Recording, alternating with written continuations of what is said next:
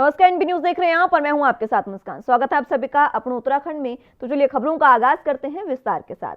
2022 में 5 राज्यों में विधानसभा चुनाव होने वाले हैं और इन 5 राज्यों में देवभूमि उत्तराखंड भी शामिल है। और ऐसे में अब सत्ता के सिंहासन पर बैठी बीजेपी 2022 विधानसभा चुनावों के लिए कोई भी कोर कसर नहीं छोड़ना चाहती है और फिलहाल बीजेपी की बैठकों का दौर शुरू हो चुका है। एक रिपोर्ट के जरिए आपको समझाते हैं कि आखिर बीजेपी की क्या कुछ तैयारियां हैं।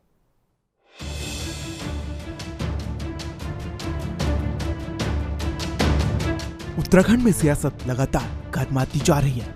वार पलटवार के बीच बीजेपी लगातार खुद को मजबूत करने की पूरी कोशिश करती नजर आ रही है और इसी बीच बीजेपी के प्रदेश चुनाव प्रभारी प्रहलाद जोशी, सह चुनाव प्रभारी लोकेट चटर्जी और आरपी सिंह कल ही देहरादून पहुंच गए। यहाँ उन्होंने एक के बाद एक बैठकें की।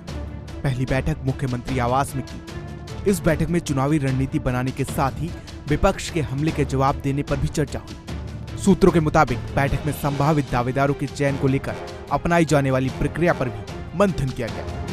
मैं, हमारे दोनों सह प्रभारी और हमारा मुख्यमंत्री जी, हमारा प्रदेश अध्यक्ष, हम सब ग्रासरूट लेवल पे जा रहे हैं। आज हम मई गढ़वाल रीजन में 11 विधानसभा का 3 जिलों का 11 विधानसभा का मैं कोर कमेटी का मीटिंग ले रहा हूँ और ग्रासरूट लेवल तक, नीचे लेवल तक कैसे पहुंचना और कैसे हमारा विचार और हमारा स्ट्रेटेजी कैसे इसको स्प्रेड करना है, इसके बारे में हमारा जबरदस्त चल रहा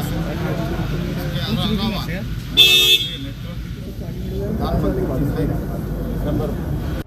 चुनावी एजेंडा, मुख्य मुद्दों पर चर्चा समेत बैठक पूरी तरह चुनाव प्रबंधन पर ही केंद्रित रही। इस बैठक में मुख्यमंत्री पुष्कर सिंह धामी, चुनाव प्रभारी प्रहलाद जोशी, सह प्रभारी लोकेट चटर्जी, आरपी सिंह, प्रदेश अध्यक्ष मदन कौशिक, महामंत्री संगठन अजय शामिल हुए।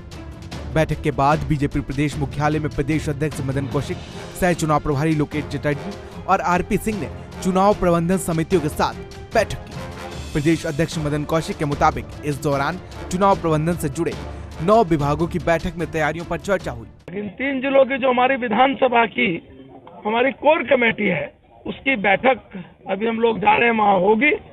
और ये हमारा एक नीचे तक जो ग्रास रूट तक का हमारा कार्यक्रम है, कैसे चल रहे हैं उनकी समीक्षा होगी। महाजन संपर्क अभियान, इसकी समीक्षा होगी।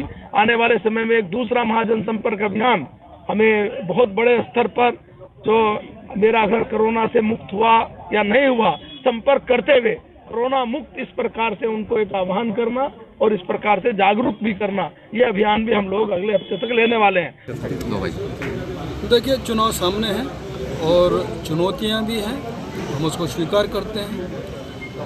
एक साथ में प्रबंधन, और ये किसी भी काम के लिए आवश्यक होता है और स्वाभाविक है कि प्रबंधन में विभिन्न प्रकार की योजनाएं और आगे रणनीति ये सारी बनेंगी और उसी रणनीति के तहत, उन्हीं योजनाओं के तहत हम लोग आगे जाएंगे। और मैं इतना जरूर कहता हूं कि भारतीय जनता पार्टी 22 में 2/3 बहुमत लेकर आएगी और उसका कारण है कि विकास, आम जनता विकास चाहती है और प्रधानमंत्री मोदी जी ने जिस प्रकार पूरे देश के अंदर और उत्तराखंड के अंदर विशेष चौमुखी विकास करने का जो काम हुआ है, वो सब ने जनता ने देखा है। ऑल ओवर द रोड से, चारधाम से, रेलवे में इतिहास में और आज़ादी के बाद पहली बार पहाड़ में ट्रेन चढ़ना, और मैं सोचता हूँ 24 तक नहीं तो 23 में पूरा हो जाएगा। बैठक में पार्टी के निर्धारित कार्यक्रमों को लेकर अलग अलग समीक्षा भी की गई। पार्टी पदाधिकारियों के साथ बूथ स्तर तक कार्यकर्ताओं में जोश भरने और अधिक से अधिक व्यक्तियों तक पहुंच बनाने की अपेक्षा की गई। देर शाम पार्टी मुख्यालय में टोली बैठक का भी आयोजन किया गया। इस बैठक में भावी कार्यक्रमों का खाका खींचने के साथ ही इन कार्यक्रमों को सफल बनाने को लेकर कार्य योजना पर भी चर्चा की गई। हमारा जो पदाधिकारी है और पार्टी का कार्यकर्ता है, सभी का जो इंटरेस्ट है वो इंटरेस्ट मन में रखते हुए हम काम कर रहे हैं, तो ऐसा कोई प्रॉब्लम नहीं। Thank you sir. प्रदेश अध्यक्ष मदन कौशिक ने बताया कि चुनाव घोषणा पत्र बनने के लिए सभी 70 विधानसभा क्षेत्रों में सुझाव पेटिकाएं रखी जाएंगी। इनमें आम नागरिक से लेकर पार्टी कार्यकर्ता अपने सुझाव दे सकते हैं। इन सुझावों को घोषणा पत्र समिति को भेजा जाएगा। हमारे अलग से उसमें सब कमेटी हमने बनाई है, उन 33 में से 9 की बैठक कल हुई थी, 4 की बैठक अभी हुई है। उन चारों में विशेष रूप से घोषणा पत्र है, विशेष संपर्क अभियान है और एक उसमें जो प्रबंधन का काम है, एक वो है। अभी हम लोगों ने तय किया है कि जो हमारा विशेष संपर्क अभियान है, इसमें जो हमारे प्रदेश की टीम है वो इस विशेष संपर्क अभियान की समिति विधानसभाओं तक लेकर जाएंगे। समाज का ऐसा वर्ग जो समाज की दिशा तय करता है, जो समाज में एक स्थान रखता है, ऐसे विधानसभा स्तर पर करीब 50 से 100 लोग होते हैं सामान्यतः। बीजेपी प्रदेश अध्यक्ष मदन कौशिक ने कहा कि चुनाव में प्रत्याशियों के चयन से पहले हर विधानसभा में टीमें भेजी जाएंगी। ये टीमें हर विधानसभा में पार्टी कार्यकर्ता और पदाधिकारियों से संभावित प्रत्याशियों के बारे में चर्चा करेंगी। इसके बाद ही अपनी रिपोर्ट पार्टी को सौंपेंगे, जिसे चयन समिति के सामने रखा जाएगा। तो वहीं बीजेपी के आगे एक बड़ी चुनौती जो उत्तराखंड में चला आ रहा मिथ, जिसमें 5 साल बीजेपी का राज और 5 साल कांग्रेस का राज को तोड़ना होगा। बीजेपी चाहती है कि देवभूमि में चली आ रही यह परंपरा तोड़ी जाए, जिसके चलते बीजेपी कोई भी कोर कसर छोड़ना नहीं चाहती और जी तोड़ मेहनत करती नजर आ रही है। देहरादून से एनबी न्यूज के लिए हरीश खनेड़ा की रिपोर्ट। चलिए तो खबरों में आगे बढ़ते हैं। उत्तराखंड के देहरादून में उप मुख्य निर्वाचन अधिकारी जितेंद्र कुमार ने जानकारी देते हुए बताया कि विशेष संक्षिप्त पुनरीक्षण कार्यक्रम के अंतर्गत विशेष अभियान चलाकर ज्यादा से ज्यादा लोगों को वोटर कार्ड बनाने के लिए प्रेरित किया जा रहा है। सभी बीएलओ अपने बूथ पर बैठकर नए पंजीकरण कर रहे हैं और वोटर कार्ड में किसी भी प्रकार का अगर संशोधन है तो उसे भी किया जा रहा है। मजबूत लोकतंत्र रोशन उत्तराखंड कार्यक्रम के तहत शाम 7 बजे बूथ पर मोमबत्ती, दिए और मशाल जलाकर लोगों को संदेश दिया गया कि जो लोग अभी तक भी उत्तराखंड अपना वोटर कार्ड नहीं बना पाए हैं, 30 नवंबर तक अपने नजदीक के बूथ स्तर पर जाकर पंजीकरण करवाएं।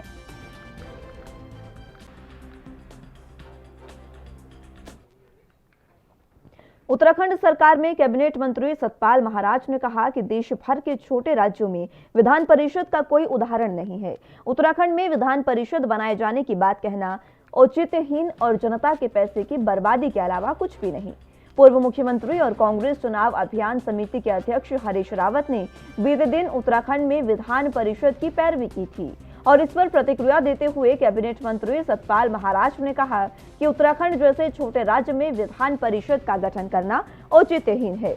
उन्होंने कहा कि वो पूर्व मुख्यमंत्री को बताना चाहते हैं कि उन्हीं के पार्टी के नेता और साल 2002 में उत्तराखंड कांग्रेस के चुनाव प्रभारी रहे सुरेश पंचौरी ने 2002 में कहा था कि ये व्यवस्था छोटे राज्यों में नहीं होनी चाहिए। उन्होंने इस विषय को चुनाव घोषणा पत्र में भी शामिल करने से इनकार कर दिया था। उन्होंने कहा कि हिमाचल प्रदेश के साथ ही छत्तीसगढ़, झारखंड और देश के अन्य किसी भी छोटे राज्य में विधान परिषद नहीं है।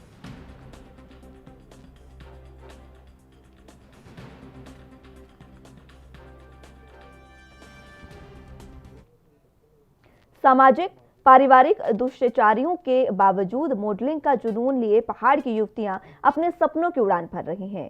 पहाड़ के दूरदराज के क्षेत्रों से रहने वाली युवतियों ने मॉडलिंग को लेकर रुझान उनमें बढ़ा है और इसी क्रम में समिट कम्युनिकेशन की ओर से आयोजित मिस उत्तराखंड 2021 के फर्स्ट लुक में मॉडल्स ने अपना परिचय दिया। देहरादून के राजपुर रोड स्थित एक होटल में आयोजित कार्यक्रम में प्रदेश भर की करीब 27 सुंदरियों ने प्रतिभाग लिया और ये सभी मॉडल्स अब अलग अलग राउंड्स में प्रतिभागी करेंगी।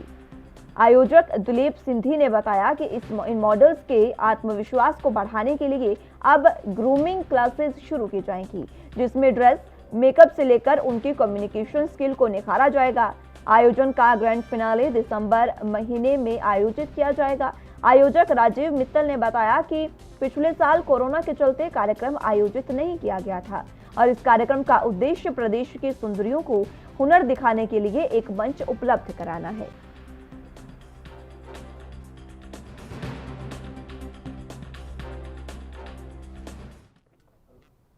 उत्तराखंड देवस्थानम बोर्ड को लेकर कांग्रेस प्रदेश अध्यक्ष गणेश गोदियाल ने फिर से धामी सरकार को घेरा है। उन्होंने कहा कि सरकार तीर्थ पुरोहितों और हक हकूकधारियों का उनके हक का दमन कर रही है। सरकार को चाहिए कि जिस तरह से केंद्र सरकार ने कृषि कानून को वापस लिया, उसी तर्ज पर उत्तराखंड देवस्थानम बोर्ड का फैसला भी वापस लिया जाए। उन्होंने कहा कि अगर सरकार तीर्थ पुरोहितों की इस मांग को मानती है तो ये उत्तराखंड वासियों और कांग्रेस की जीत साबित होगी। आपको बता दें कि राज्य में तीर्थ पुरोहितों और पंजा पुरोहितों को लंबे समय से देवस्थानम बोर्ड के गठन से नाराज चल रहे हैं। सूत्रों के मुताबिक सरकार देवस्थानम बोर्ड को वापस लेने का फैसला जो है वो जल्द ही ले सकती है और इसी के तहत ये जो आरोप हैं वो अब धामी सरकार पर लगाए जा रहे हैं। बोर्ड के कानून को वापस लेने की बीजेपी की जो प्रक्रिया अगर उनके मन में है, विचाराधीन वो बात है, वो सोच रहे हैं कि इसको वापस लेंगे। ये तमाम हमारे पुरोहित समाज की जीत है, हक हकूकदारियों की जीत है और कांग्रेस के संघर्ष की जीत है।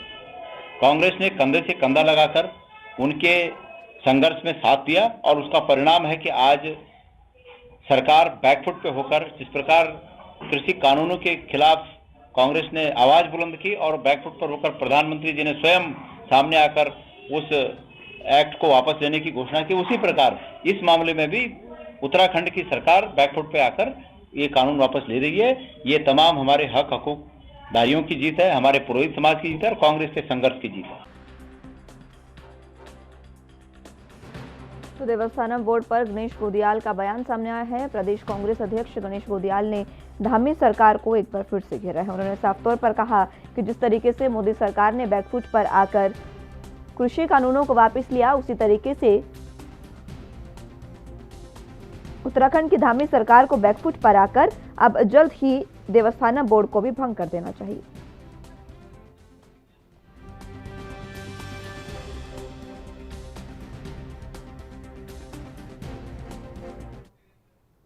ज्यादा जानकारी के लिए देहरादून से संवाददाता हरीश खनेडा हमारे साथ जुड़ चुके हैं। हरीश, फिलहाल जिस तरीके से अब कृषि कानूनों को लेकर तो रार थी ही, लेकिन उसको जैसे ही अब हल किया गया है तो उसके बाद अब उत्तराखंड में भी देवस्थानम बोर्ड को भंग करने की कहीं ना कहीं मांग उठने लगी है और इसी को लेकर गणेश गोदियाल कांग्रेस प्रदेश अध्यक्ष ने तमाम बातें कही है। क्या कुछ खास? बिल्कुल मुस्कान, मैं आपको बताना चाहूंगा कि जिस तरह से लंबे समय से जो देवस्थानम बोर्ड को लेकर तीर्थ पुरोहित और पंडा पुरोहित जो हकूकधारी हैं, केदारनाथ और बद्रीनाथ मंदिर समिति के जो तमाम जो लोग हैं, जो तीर्थ पुरोहित हैं, उनकी नाराजगी थी देवस्थानम बोर्ड को लेकर, क्योंकि पूर्व में जो पूर्व मुख्यमंत्री रहे हैं त्रिवेंद्र सिंह रावत, उनके द्वारा ये देवस्थानम बोर्ड का गठन किया गया। इसी नाराज लगातार जो पंडा पुरोहित हैं, जो तीर्थ पुरोहित हैं, उनकी नाराजगी देखने को मिल रही है। लगभग 2 साल का समय हो गया, लेकिन अभी तक जो देवस्थानम बोर्ड है उसे भंग नहीं किया गया, उसको रद्द नहीं किया गया और उनका आरोप है कि इनको जबरन सरकार तीर्थ पुरोहितों पर इस कानून को थोप रही है। लेकिन अब गौरतलब है कि जिस तरह से लगातार जो कानून जो देवस्थानम बोर्ड है उसको भंग करने की मांग अब बहुत चरम पर देखी जा रही है। हालांकि अभी कुछ दिन पहले ही जो तीर्थ पुरोहित है उन्होंने धरना प्रदर्शन मंत्रियों के आवास पर किया था। उसके बाद ये बात सामने आ रही थी कि अब देवस्थानम बोर्ड को अब सरकार जल्द से जल्द भंग कर रही है। लेकिन सवाल ये भी है कि जिस तरह से अब जो कांग्रेस भी अब सवाल उठा रही है कि अगर सरकार इसमें जल्द से जल्द अगर इसे भंग कर देती है, इस देवस्थानम बोर्ड को अगर वापस लेती है अपना निर्णय, तो कहीं ना कहीं जो तीर्थ पुरोहित है उनके साथ ही कांग्रेस को भी जीत हासिल हो पाएगी। लेकिन अब देखना ये होगा कि आखिरकार कब तक देवस्थानम बोर्ड का जो फैसला है उससे सरकार वापस आएगी। लेकिन अभी तक की अगर बात करें तो 30 नवंबर का समय दिया गया है सरकार की तरफ से और उसमें विचार करने की बात भी कही गई है। इसमें जिस तरीके से लगातार ये मांग उठ रही है देवस्थानम बोर्ड को भंग करने की, सरकार का इस पर क्या फैसला हो सकता है? क्या वाकई, क्योंकि कयास ये लगाए जा रहे हैं कि सरकार इसको भंग कर सकती है, क्या वाकई ये फैसला धामी सरकार की ओर से लिया जा सकता है? निश्चित तौर पर मुस्कान, जिस तरह से जो कृषि कानून है उसे वापस लिया गया है, लगभग 2 साल का आंदोलन रहा, 13 महीने का ये आंदोलन रहा। उसके बाद अब जो इतना बड़ा निर्णय जब मोदी सरकार ले सकती है तो कहीं ना कहीं सवाल अब ये उठ रहा है हमें सरकार पे भी कि वो भी जो देवस्थानम बोर्ड है जो पिछले 2 साल से आंदोलन कर रहे हैं, 2 साल से लगातार इसको देवस्थानम बोर्ड को भंग करने की मांग कर रहे हैं, तो कहीं ना कहीं अब एक सकारात्मक पहल इसमें सरकार कर सकती है। लेकिन अब देखना ये होगा कि अभी इस बार की जो कैबिनेट हुई 23 तारीख की, उसमें देवस्थानम बोर्ड का कोई निर्णय इसमें नहीं लिया गया। लेकिन अब जिस तरह से इसमें एक कमेटी का गठन सरकार की तरफ से किया गया है और कमेटी निर्णय लेगी और वहीं साथ साथ जो 30 तारीख का समय दिया गया है, तो 30 तारीख को 30 नवंबर में फैसले लिए जाएंगे और उसके बाद देखना ये होगा कि सरकार इसमें जो 30 तारीख को जो उन्होंने जो समय दिया है, तय समय दिया है, उसमें क्या निर्णय लेगी है, ये देखने वाली बात होगी। जी ठीक है हरीश, बहुत शुक्रिया हमारे साथ जुड़ने के लिए और तमाम जानकारी के लिए।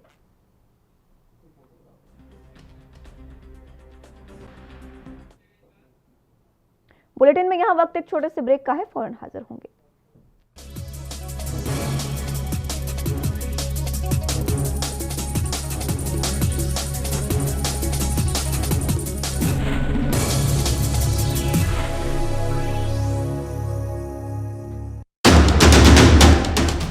राष्ट्र धर्म रात 8 बजे सिर्फ ANB न्यूज पर।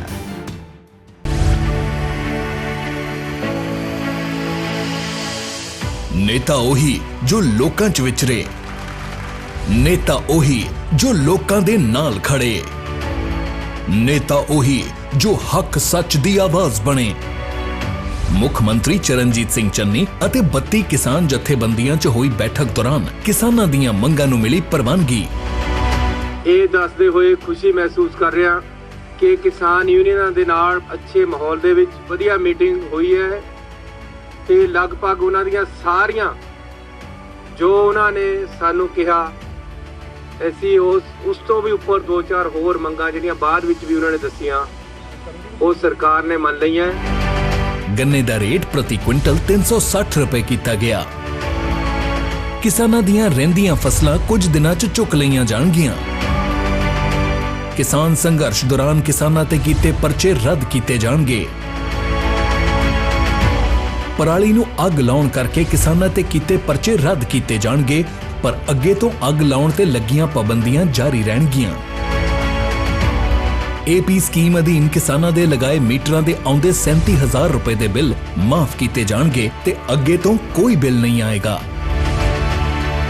पंजाब सरकार हर हाल किसानां दे नाल।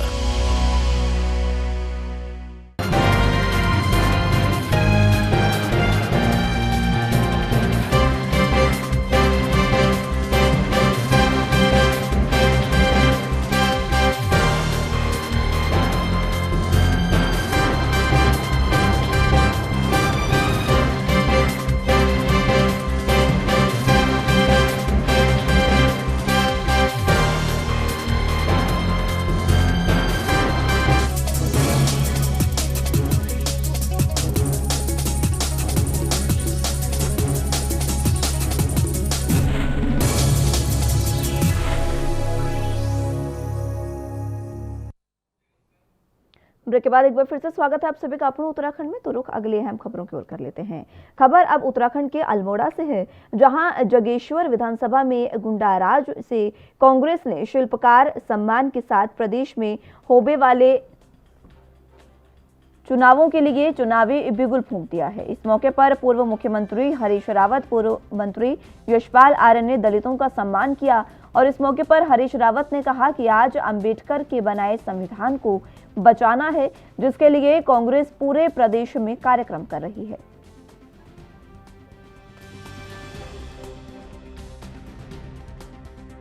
पूरा दौरा किस तरह से देखते हैं, क्या कह रहे हैं? जिंदाबाद। संविधान रक्षा दिवस है, इसमें हमारे शिल्पकार भाई, हमारे प्रबुद्ध जन, एक्स सर्विसमैन सब संविधान की रक्षा की शपथ ले रहे हैं और सब लोग जो संविधान समतावादी है, जो समतावादी समाज को बनाने की बात करता है, जो लोगों को आज़ादी प्रदान करता है, वो संविधान आज खतरे में है, उसकी रक्षा।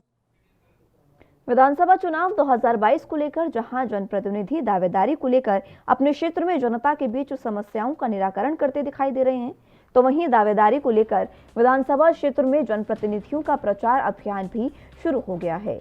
बात नैनीताल विधानसभा क्षेत्र की करें तो यहां से बीजेपी के पूर्व राष्ट्रीय मंत्री, अनुसूचित मोर्चा और पूर्व बीजेपी जिला अध्यक्ष दिनेश आर्य ने भी प्रबल दावेदारी पेश की है। बतौर पूर्व बीजेपी अध्यक्ष दिनेश आर्य का कहना है कि वो लंबे समय से पार्टी के विभिन्न पदों में रहते हुए क्षेत्र में लगातार काम करते हुए आ रहे हैं और जनता के बीच जाकर उनकी समस्याओं का भी निवारण करते आ रहे हैं, इसलिए वो इस बार चुनावों में प्रबल दावेदार हैं। मैं नैनीताल क्षेत्र में जब से राज्य बना है तब से लगातार उस विधानसभा क्षेत्र में उस विधानसभा क्षेत्र के आसपास नैनीताल जिले में सक्रिय हूँ और भारतीय जनता पार्टी के कार्यकर्ता के नाते जो जिम्मेदारी जब पार्टी ने दी है उस जिम्मेदारी को मैंने विधानसभा क्षेत्र या जिले में जहाँ जहाँ दिया है उस नाते काम किया है। राजनीतिक दृष्टि से विधानसभा की दावेदारी पहले मुक्तेश्वर सीट थी तो उसमें भी 2002 में दावेदार रहा था, 2007 में दावेदारी की, 2012 से अनुसूचित जाति की रिजर्व सीट के रूप में नैनीताल विधानसभा बनी है तो 2002 में और 2012 और 2017 में मैं दावेदार रहा। 17 में एक आकस्मिक एक घटना घटी कि कांग्रेस से नेता भारतीय जनता पार्टी में आए और पार्टी के रणनीतिक आधार पर उसको टिकट दे दिया। आज वो पुनः दल को छोड़ के बाहर चले गए। आज के इस खालीपन में मैं प्रबलतम दावेदार पहले से रहा हूं और आज की परिस्थिति में भी मैं उस क्षेत्र में लगातार काम कर रहा हूं। पार्टी जिस रूप में जैसी जिम्मेदारी देती है उस रूप में मैं काम कर रहा हूं।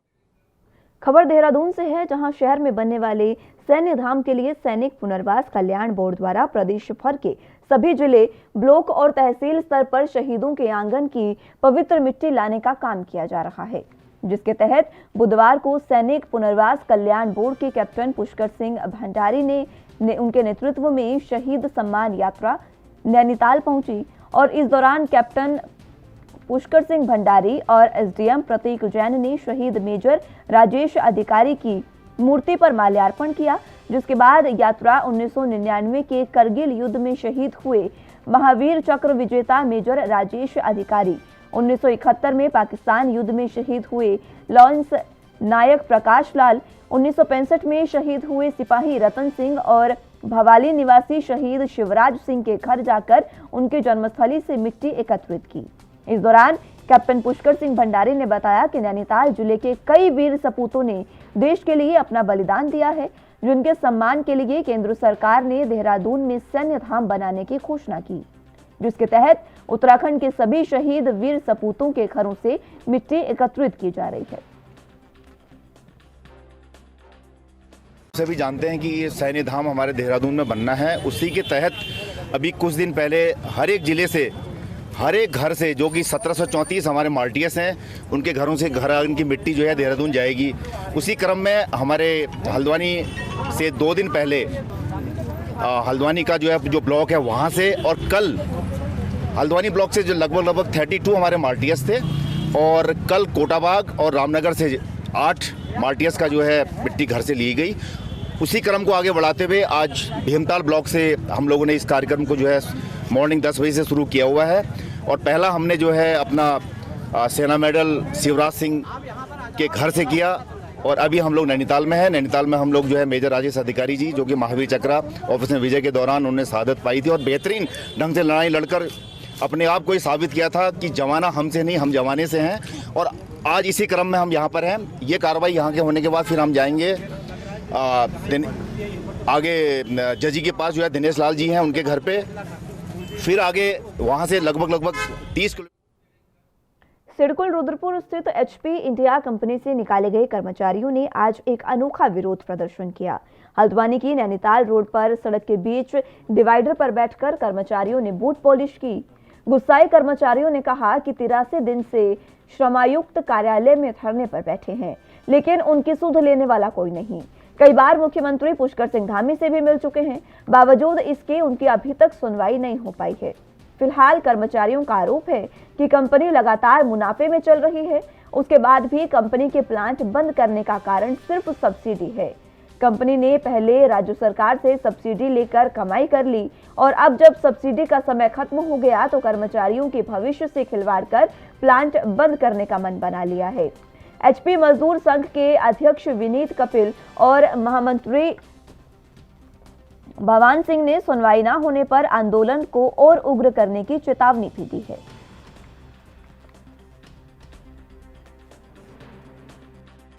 आज हमारा जो ये प्रोग्राम शुरू हो रहा है, ये हमने इसलिए रखा है कि हमारे जो उत्तराखंड के शासन प्रशासन है और जो हमारा मैनेजमेंट है हमारी बात नहीं सुन रहा है बिल्कुल।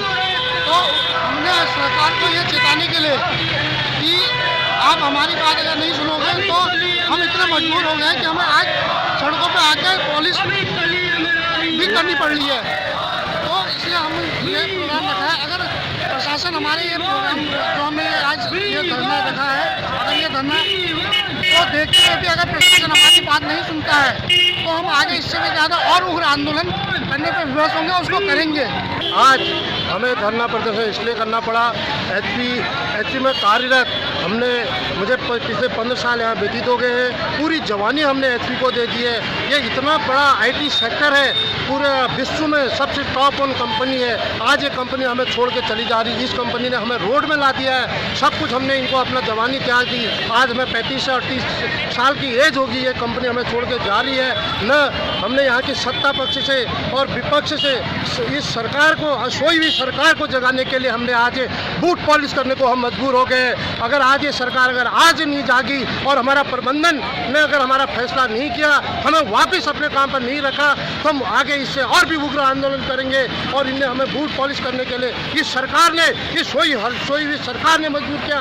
अगर आज सोई हुई सरकार, स्वामी जी सरकार के हम 5 बार गए, अगर स्वामी जी सरकार ने अगर हमारा निर्णय सही नहीं किया, हम आगे और भी उग्र आंदोलन करें। हो सकता है हम आत्मदाह के लिए भी।